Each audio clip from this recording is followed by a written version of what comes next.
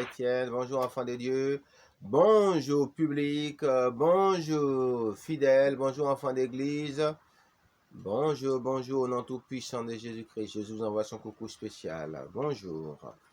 Alors, c'était l'apôtre Guidibi. Bien-aimés, je vais déjà d'entrée vous parler un peu d'un constat que j'ai fait, tout en observant un peu comment les Écritures dans la Bible sont faites.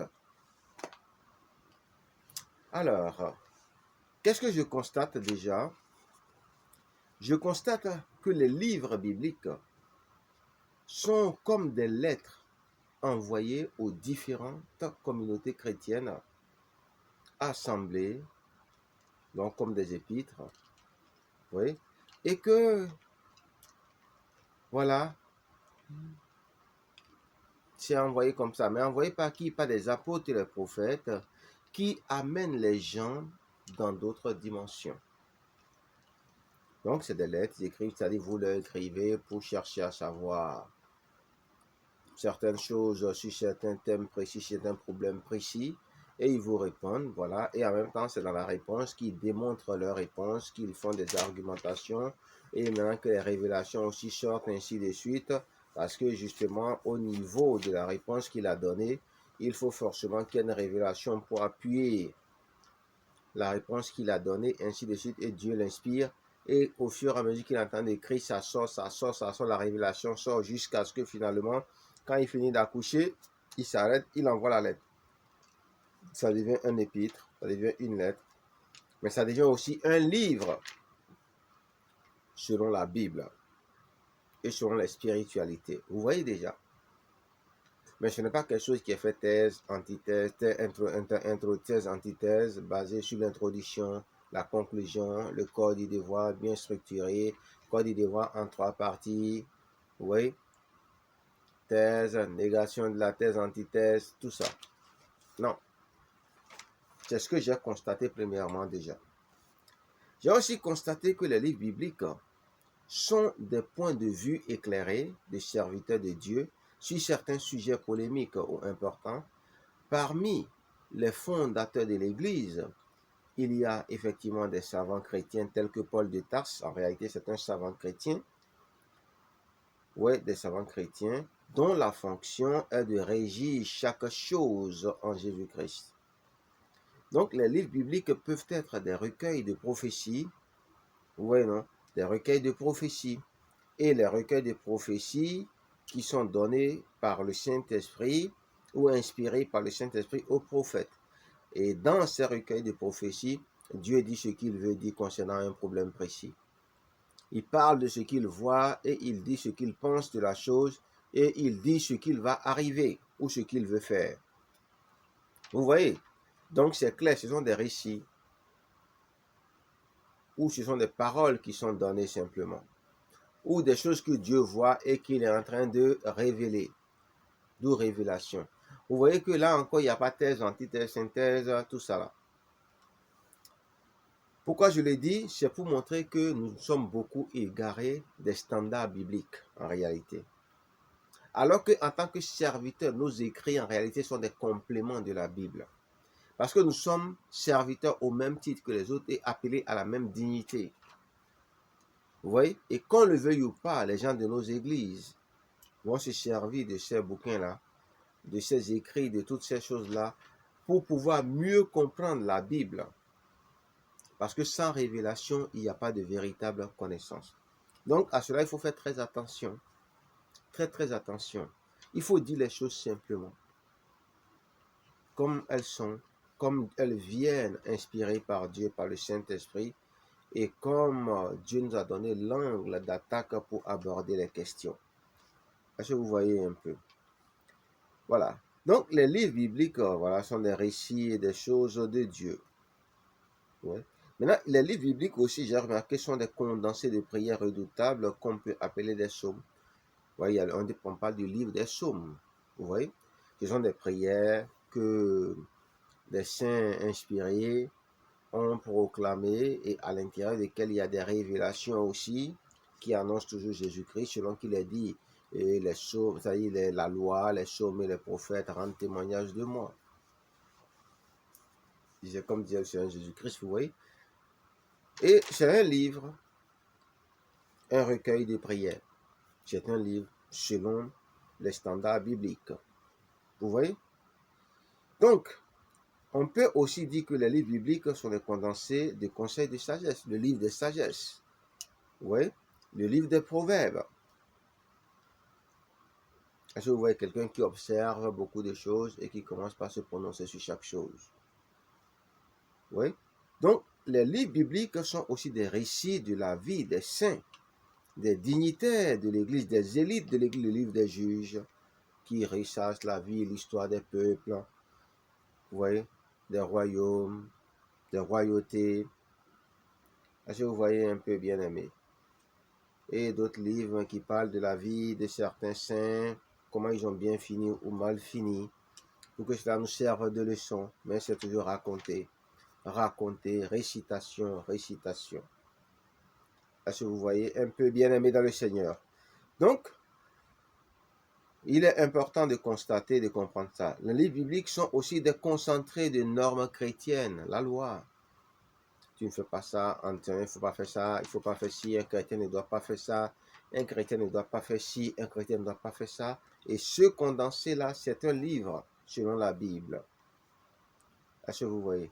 Donc, un chrétien authentique, un croyant authentique, un apôtre, un serviteur de Dieu authentique, ceux qui sont appelés en tant que fondateurs.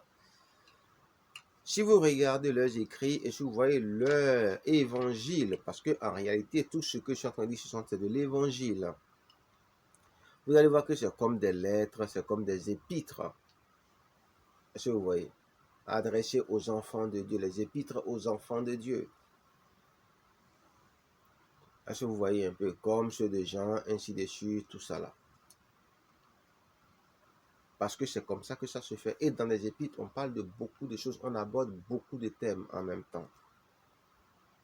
Et c'est comme ça que Dieu donne de faire les choses.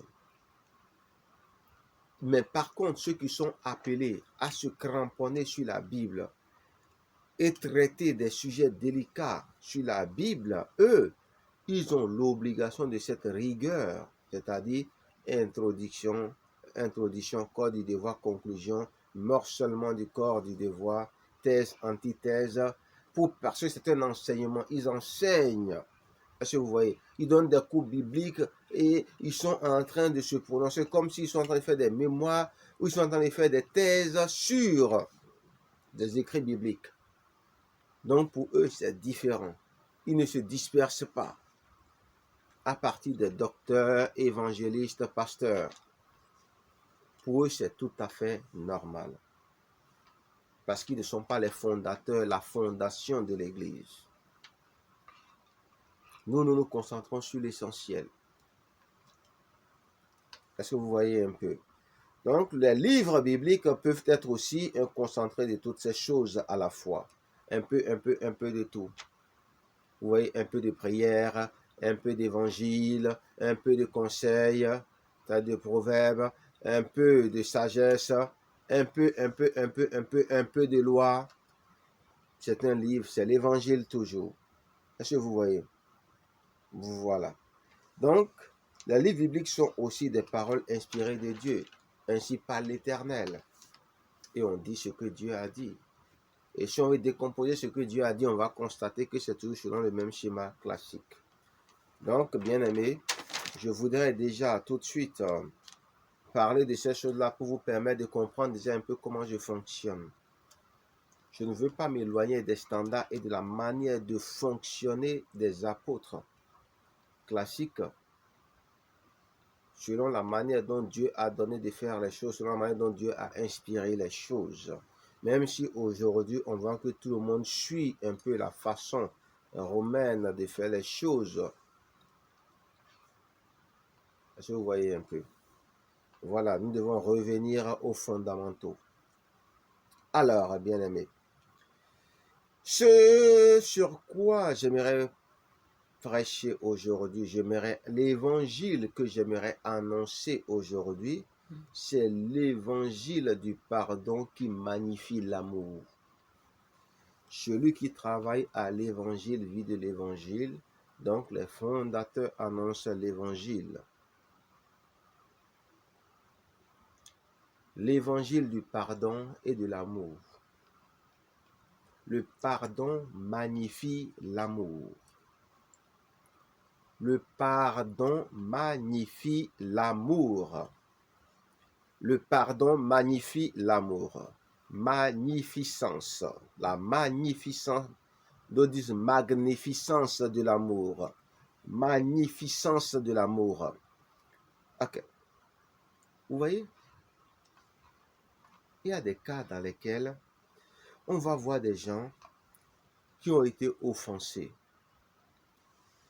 Et ces offenses-là sont en ces personnes-là de telle façon que elles commencent par devenir acariates, elles commencent par devenir haineuses, elles commencent par devenir agressives, et puis l'amour commence par tarir en elles à cause de toutes ces préoccupations-là, et elles commencent par voir le mal partout, tout en rouge. Pourquoi? Parce que seulement elle refuse de pardonner, et parce qu'elle a refusé de pardonner, alors l'amour tarit dans son cœur, et ça fait que finalement, il n'y a plus d'amour. Et quelle est la conséquence?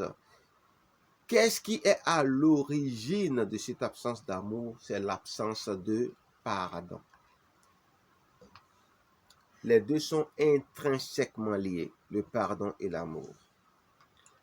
L'absence du pardon détruit l'amour. L'absence du pardon magnifie la haine.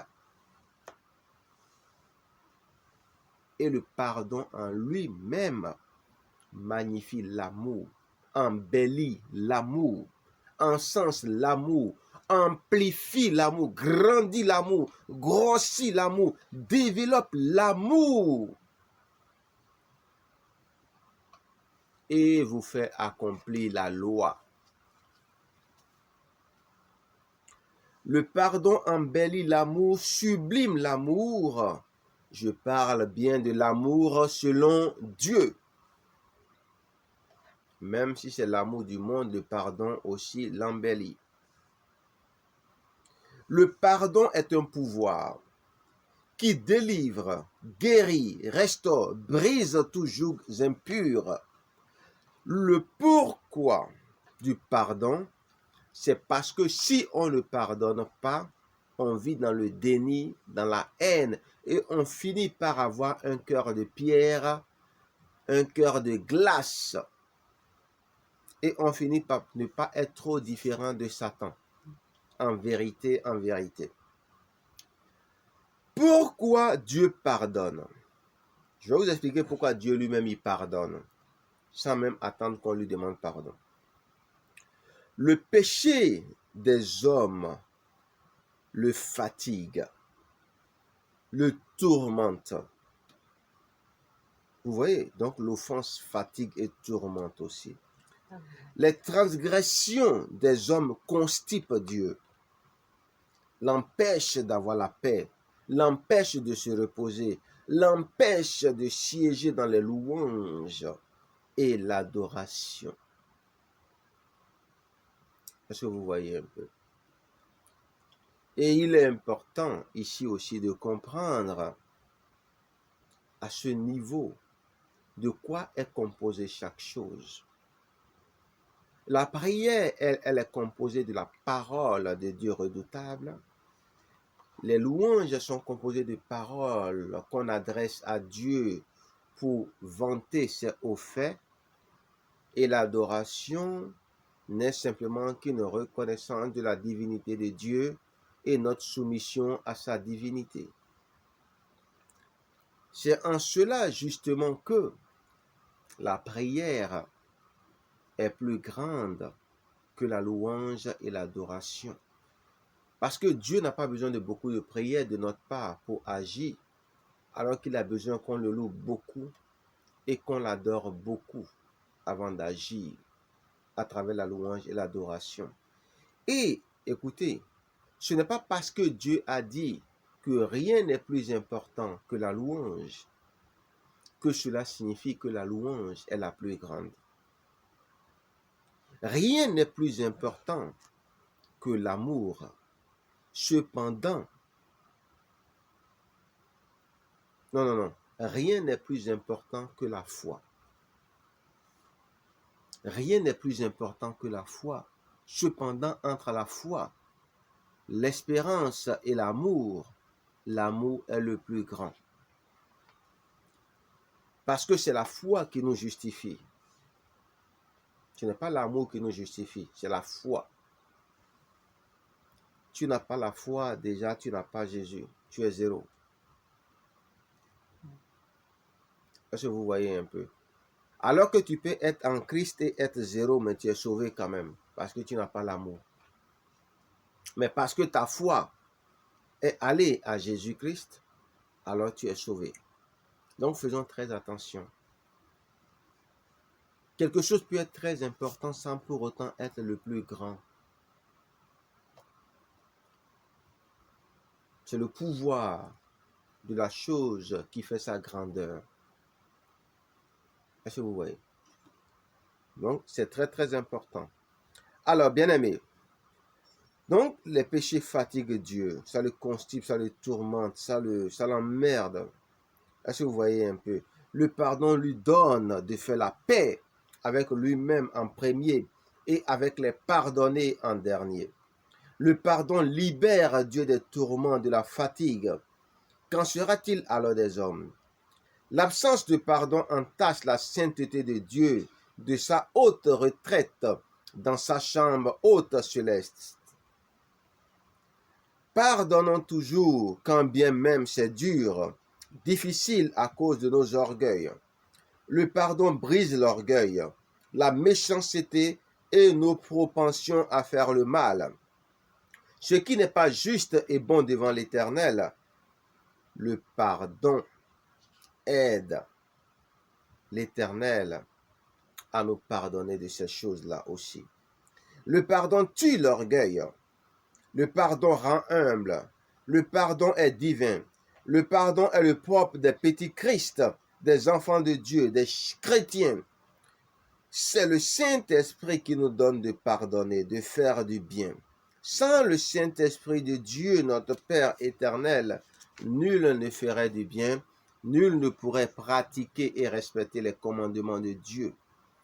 Et tous nos actes de pardon ou de justice seront regardés comme de la pure comédie, un linge sale, de la boue, de la pure hypocrisie, un simulacre de pardon, un pardon non sincère. Un pardon pour endormir la conscience de l'autre afin de mieux le poignarder dans le dos, comme certains peuples savent très bien le faire, de mieux nous venger.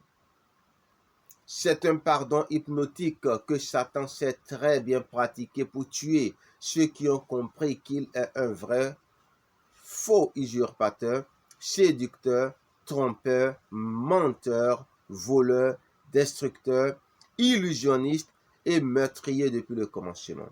Je vous le dis, c'est une stratégie que Satan connaît très bien. Satan fait semblant de vous pardonner quand il sait que vous avez commis une erreur, alors qu'il sait très bien que l'erreur que vous avez commise est due au fait que vous ne lui faites plus confiance et que vous avez découvert que c'est un menteur. Alors il accepte de vous pardonner dans le but de vous empêcher d'être sur vos gardes. Et c'est là qu'il vient vous poignarder dans le dos. Ou il vous envoie faire des choses en sachant que vous n'allez pas revenir parce qu'ils vont vous terminer. Et si vous revenez triomphant, il ne va pas oublier ce que vous avez fait. Il va vous envoyer encore dans une mission encore plus difficile jusqu'à ce qu'on finisse par vous tuer. C'est comme ça il fait. Donc, c'est un pardon hypnotique que Satan sait très bien pratiquer pour tuer ceux qui ont compris qu'il est un vrai usurpateur, un vrai séducteur, un vrai trompeur, un vrai menteur, un vrai voleur, un vrai destructeur un vrai illusionniste et meurtrier depuis le commencement, disait le Seigneur Jésus-Christ. Quiconque n'est pas humble aura du mal à pardonner sincèrement. Oui, quiconque n'est pas humble aura du mal à pardonner sincèrement. Ce n'est pas parce qu'on pardonne sincèrement qu'on a oublié. Le pardon n'est pas forcément lié à l'oubli. Ressasser une histoire prouve qu'on n'a pas pardonné sincèrement. Ce n'est pas parce qu'on ne peut pas oublier un acte marquant qu'on ne peut pas sincèrement le pardonner. Dans tous les cas, nous devons toujours pardonner si nous voulons aussi que Dieu nous pardonne. Dieu peut-il oublier nos péchés, nos transgressions? Non, en vérité, car Dieu a tout constamment présent à l'esprit. Dieu n'oublie rien. Dieu sait tout, Dieu voit tout, Dieu peut tout. Donc, il se souvient de chaque chose qu'on a faite. Même depuis la création, avant même la création, il se souvient de tout. Puis c'est lui qui raconte, qui révèle aux prophètes les choses passées et les choses futures, les choses présentes. Vous voyez? Mais par contre, qu'est-ce qui se passe? Dieu ne tient pas compte de nos mauvaises actions quand il nous pardonne. C'est ce qu'on appelle pardonner. Ne plus tenir compte de ce que l'autre a fait de mal et vivre dans une relation harmonieuse avec cette personne comme si elle n'avait jamais rien fait, même si on n'a pas oublié ce qu'elle a fait. Non, je vous le dis, Dieu ne tient pas compte de nos mauvaises actions quand il pardonne. C'est ce qu'il entend par « Je ne me souviendrai plus de tes péchés, iniquités, transgressions ». Dieu ne peut rien oublier parce qu'il sait tout sur tout, même nos bêtises qu'il n'a pas envie de voir ni de savoir. Faire sincèrement comme si vous n'avez rien fait, alors que l'on se souvient de tout ce que vous avez fait, c'est pardonner. Vous voyez la définition du pardon? Vous faites comme si la personne n'a rien fait. Vous faites comme si la personne n'a rien fait. Vous faites comme si la personne n'a rien fait. Vous faites comme si la personne n'a rien fait. Oui, c'est ce qu'il entend par « Je ne me souviendrai plus de tes péchés, iniquités et transgressions ». Dieu ne peut rien oublier parce qu'il sait tout sur tout, même nos bêtises qu'il n'a pas envie de voir ni de savoir. Faire sincèrement comme si vous n'avez rien fait, alors que l'on se souvient de tout ce que vous avez fait, c'est vous pardonner en réalité.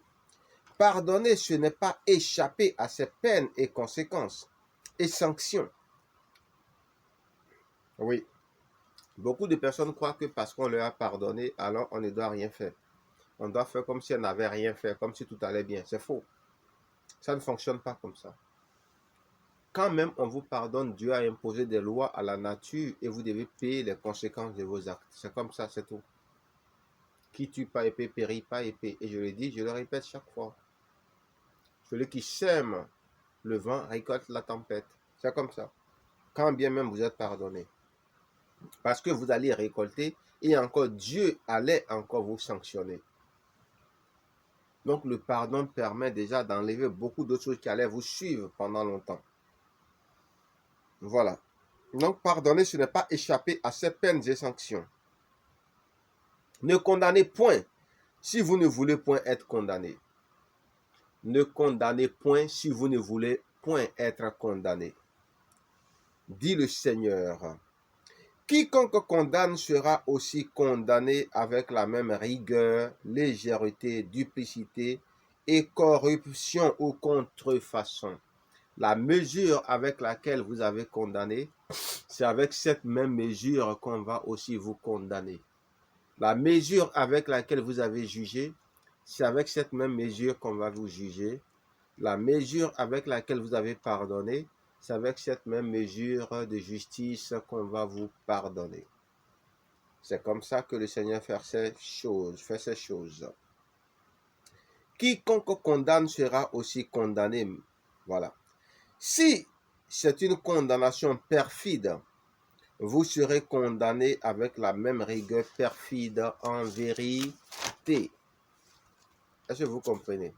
Si c'est une condamnation perfide, vous serez condamné avec la même rigueur en vérité. C'est pour ça que les juges doivent trembler d'épouvante en instruisant un dossier, en jugeant une affaire, dit le Seigneur. Les juges doivent juger avec crainte et tremblement, dit le Seigneur.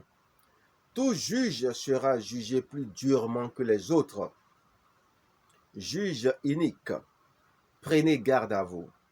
Juges iniques, prenez garde à la façon dont vous jugez et dont vous êtes assis, de peur que vous ne soyez à votre tour condamnés et que vous ne tombiez. Toute personne qui est appelée à cette noble et grande fonction à risque énorme doit faire attention, doit faire preuve d'intégrité, de droiture. C'est important. Pardonnez et vous serez pardonnés. Ne condamnez point et vous ne serez point condamnés. Quiconque pardonne sera pardonné. Quiconque condamne sera condamné. Quiconque ne pardonne pas ne sera pas pardonné. Et quiconque ne condamne pas ne sera pas condamné. C'est avec la même mesure de justice que nous serons tous jugés. Qui n'a pas péché, qu'il jette la première pierre, dit le Seigneur Jésus-Christ. Qui n'a pas péché, qu'il jette la première pierre. Cela signifie que quiconque a péché ne peut pas être juge normalement. Quiconque a péché ne doit pas être juge normalement. Pourquoi? Parce qu'il n'a pas le droit de jeter la première pierre. En vérité, bien que ce n'est pas ce qu'on constate dans le monde. Mais vous allez voir ce que Dieu fait des juges chrétiens et quelle est l'exception à cette règle-là pour les juges chrétiens.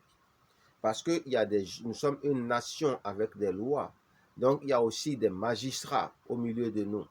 Et c'est de ce genre de magistrats-là que les Écritures parlaient en réalité. Toute autorité est établie de Dieu. Soyez avec crainte et tremblement devant les autorités. C'est ça, les autorités chrétiennes de la nation chrétienne. Alors, et par extension, beaucoup d'autres. Donc, vous voyez un peu ce que je veux dire. Vous avez remarqué que même les juges du Sanhédrin ont jeté leurs cailloux, leurs pierres qui devaient mettre à mort la prostituée. Vous voyez la condition requise par le meilleur des meilleurs, le juge des juges, Jésus-Christ de Nazareth. Pour être juge, il faut n'avoir jamais péché. Et le problème, c'est quoi? C'est que le Dieu des armées, le juge suprême, le juge des juges, exige que tout juge établi par les hommes et Dieu, Jésus-Christ, soit sans péché. Ouais. Un juge doit être sans péché. Il ne doit pas avoir péché. Parce qu'il est censé jeter la première pierre. Il est censé condamner. Il est censé juger. Il est censé faire son job. C'est pourquoi Jésus est sans péché. Mais en même temps, Jésus a établi dans le corps de Christ des juges. Même sous la loi, il y avait des juges. Moïse était la Cour suprême. Vous voyez, il y avait des juges. Ça ne date pas d'aujourd'hui. Dans le corps chrétien, il y a des corps de Christ, il y a des juges. Mais chaque pasteur de chaque église veut s'arroger le titre de juge. S'ils arrivent, ce n'est pas grave. Mais qu'ils s'assurent qu'ils sont sans péché. Et vous allez voir où je veux en venir. Si je le dis, c'est parce que je sais de quoi je parle. Il y a une révélation qui arrive. Alors, bien-aimés, on va plus loin dans la révélation et dans la profondeur. Parce que ce que je suis en train de vous dire, mais qui peut dire qu'il n'a pas péché? Mais ce qu'il dit là, ça n'a pas de sens. C'est impossible. Mais vous allez voir que Dieu est le Dieu de l'impossible maintenant. Bien, on rentre dans la profondeur. Si c'est Dieu qui vous a établi juge, je dis bien, si c'est Dieu qui vous a établi juge. Et quand Dieu vous établit juge, il vous établit aussi roi d'abord. Il vous établit roi et juge. Et les chrétiens qui sont des juges sont aussi premièrement des rois. C'est pourquoi ils s'asseyent sur des trônes pour juger. Comme il a été dit aux apôtres, vous allez vous asseoir sur 12 trônes, aux 12 portes, pour juger les 12 tribus d'Israël. Donc, ils sont rois parce qu'on parle de trône et ils sont en même temps juges établis par Dieu. Donc, je commence déjà par parler de ceux des juges, mais je parle aussi d'eux en même temps. Donc, si c'est Dieu qui vous a établi juge, alors c'est que vous êtes sans péché. Ah ouais. Si Dieu vous a établi juge lui-même, ça veut dire que vous êtes sans péché. Point barre. Parce que Jésus a clairement dit que celui qui n'a pas péché jette la première pierre. Alors que nous connaissons tous la fonction d'un juge.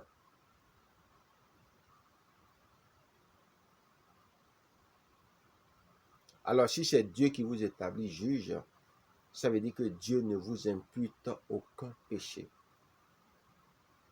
Ça veut dire que Dieu vous fait grâce de tous vos péchés sans exception. C'est ce que ça signifie. Si c'est Dieu qui vous a établi juge, alors vous êtes sans péché. Vous serez sans péché jusqu'à la fin des temps, peu importe tout le soi-disant péché que vous avez commis ou les soi-disant péchés que vous avez commis. Et c'est pour ça que vous êtes déjà sauvés même avant que vous ne veniez au monde. Parce que Dieu a déjà décidé que vous êtes sans péché. Donc, ce n'est pas n'importe qui que Dieu établit juge. Il a déjà fait tout son calcul et son plan. Et sa souveraineté a été manifestée aussi.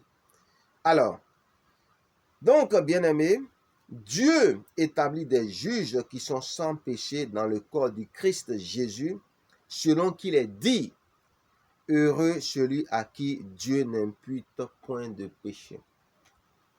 Heureux celui à qui Dieu ne reconnaît point de péché. Heureux celui à qui Dieu fait grâce de tous ses péchés. Heureux celui à qui Dieu donne immunité sur tous ses péchés. C'est pour ça dans le monde, les diplomates jouissent de ce qu'on appelle une immunité diplomatique. Et quand tu as l'immunité diplomatique, tu peux tuer dans un pays, tu peux faire n'importe quoi, on ne peut pas te toucher. Tu es intouchable. Sauf dans les pays où les gens n'ont ni foi ni loi, ne respectent rien et qui voient que ton pays est un petit pays qu'ils peuvent maltraiter, là ils peuvent te toucher. Sinon, quand tu jouis d'une immunité diplomatique, d'une immunité simplement ou immunité spirituelle, tu es regardé comme sans péché. Pourquoi? Parce qu'il a été déjà décrété à l'avance que tout ce que tu vas faire comme péché ne serait pas compté ou comptabilisé. C'est comme si tu n'as jamais péché en réalité. Même si en réalité tu n'es pas différent des autres hommes. Mais Dieu a décrété comme ça souverainement. Qu'il en soit ainsi. Et ce sont ce genre de personnes-là que Dieu établit roi et juge. C'est pour cela que malgré tout ce que Salomon a fait, Dieu ne l'a pas touché. Parce que c'est lui qui l'a établi comme ça. Alors que les autres là, c'est des trafics après lui. David aussi. Vous voyez? Donc, c'est comme si on bénéficie d'une immunité totale pour devenir juge. Donc, les juges de Dieu établis par Dieu, c'est-à-dire les rois juges de Dieu établis par Dieu, jouissent de ce qu'on appelle une immunité totale. Une immunité totale sur les péchés. Et c'est ce qui donne à Dieu de les faire devenir juges. C'est pourquoi on peut entendre, après tout, tu as immunité. Tu as une autorité, tu fais ce que tu veux. Bien-aimé, Ce que je veux vous dire, c'est que peu importe ce qu'on est dans le Seigneur, le pardon est important. Il est très important de pardonner. Et c'est pourquoi vous allez remarquer que nous parlons beaucoup du pardon. Et on parle du pardon pas parce qu'on veut que vous nous pardonnez. On parle du pardon parce qu'on veut que vous pardonnez tout le mal qu'on vous fait. Peu importe que ce soit Dieu ou pas. Parce que c'est vous qui êtes les premiers à être impactés par les conséquences du pardon.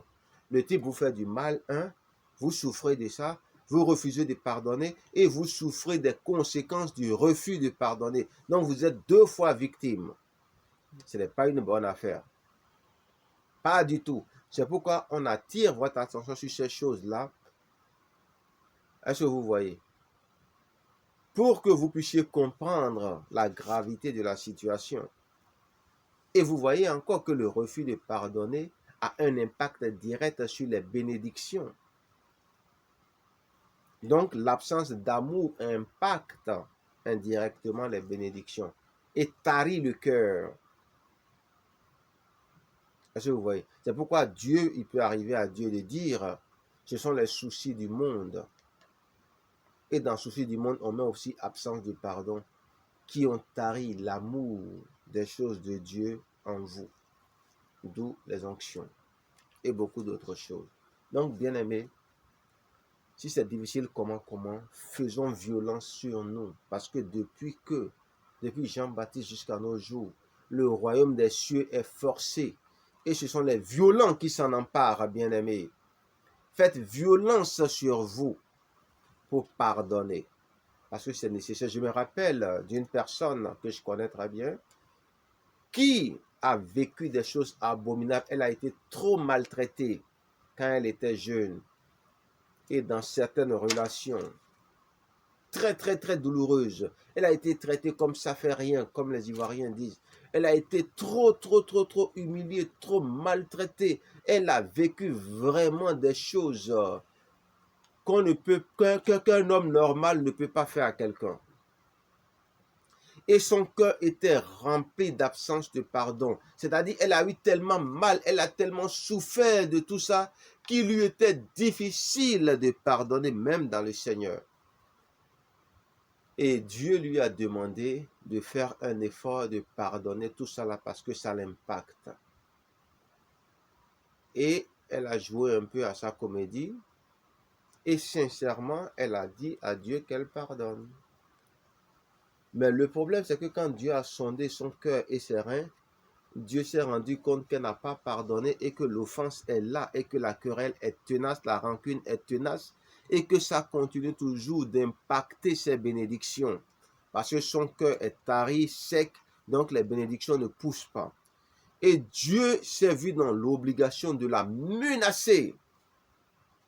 Et c'est là qu'elle a paniqué, elle a eu peur et elle a vraiment ouvert son cœur et elle a réellement pardonné. Et c'est là que le bonheur a commencé pour elle. Les bénédictions ont commencé par fleurir dans sa vie et dans son cœur. Et vous savez, le refus de pardon, ça hypothèque même les relations entre vous et vos prochains. C'est terrible. C'est terrible. Et le diable, c'est pourquoi il s'arrange pour endurcir, il s'arrange pour créer des lois qui sont des lois impitoyables, afin que nous puissions nous habituer à ce genre de choses, la pratiquer ce genre de choses dans le monde de telle façon que nous serons étrangers au pardon et que le pardon sera pour nous la mer à boire. Mais ça ne doit pas être le cas, ça doit être de l'eau à boire pour nous, facile. Bien-aimés, c'est tout ce que j'aimerais vous dire au sujet du pardon. Et c'était l'apôtre Guidibi, je vous souhaite une agréable journée. Que Dieu vous bénisse, que Dieu mette le pardon dans vos cœurs, que ceux qui sont dans ce problème, qui ont du mal à pardonner, que Dieu leur donne de faire violence sur eux et de pardonner parce que cela est en train de détruire beaucoup de choses dans leur vie, éloigner beaucoup de personnes d'eux et est en train de miner toute leur vie spirituelle et leur vie physique parce que ça impacte dans tous les domaines. Que Dieu fasse grâce au nom de Jésus. Recevez les grâces du pardon au nom de Jésus. Recevez les grâces de délivrance au nom de Jésus. Recevez les grâces des guérisons au nom de Jésus. Recevez les grâces de restauration au nom tout-puissant de Jésus-Christ. Recevez, recevez, recevez les grâces du pardon au nom tout-puissant de Jésus-Christ. Recevez les grâces de délivrance au nom tout-puissant de Jésus-Christ. Recevez les grâces des guérisons au nom tout-puissant de Jésus-Christ. Recevez, recevez les grâces des restaurations, de la réformation au nom tout-puissant de Jésus-Christ de Nazareth, à la gloire de Dieu notre Père. Amen. Ainsi j'ai prié. Qu'il en soit ainsi. Et je lis ces prières sur la terre et dans les cieux, au nom tout-puissant de Jésus-Christ de Nazareth, à la gloire de Dieu mon Père. Et je dis Amen.